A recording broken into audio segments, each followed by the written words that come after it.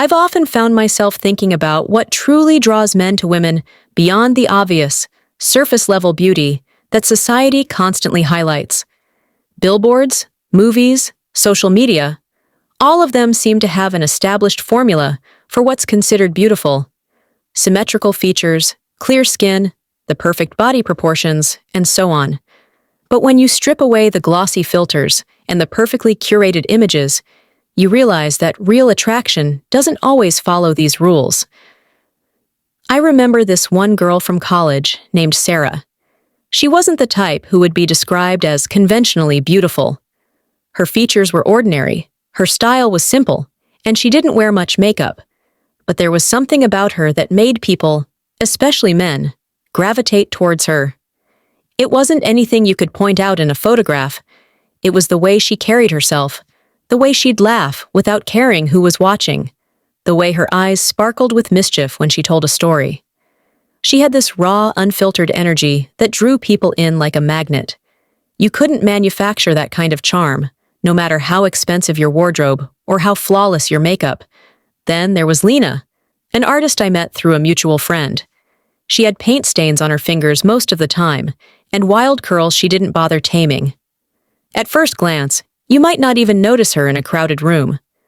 But when she spoke about her art, it was like the entire world disappeared around her. Her voice softened, her eyes lit up, and suddenly, she became the most captivating person in the room.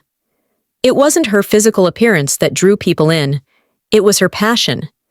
There's something incredibly attractive about someone who is deeply, unapologetically passionate about what they love. It's infectious. It makes you want to know more, to be a part of that world they're so enthralled by. I've also realized that authenticity plays a huge role. I dated someone once who was obsessed with looking perfect all the time. Every photo was edited to perfection, every outfit meticulously planned. But the moments that stuck with me weren't the glamorous ones. They were the times when she'd sit in her sweats, hair messy, laughing at some dumb joke. When she wasn't trying to be beautiful, she was radiant. There's something incredibly attractive about people when they're not performing for the world, when they're just being themselves. And then there are the tiny, almost insignificant details that unexpectedly stick with you. The way someone bites their lip when they're thinking, the little crease that forms on their forehead when they're concentrating, the sound of their genuine, uncontrollable laughter.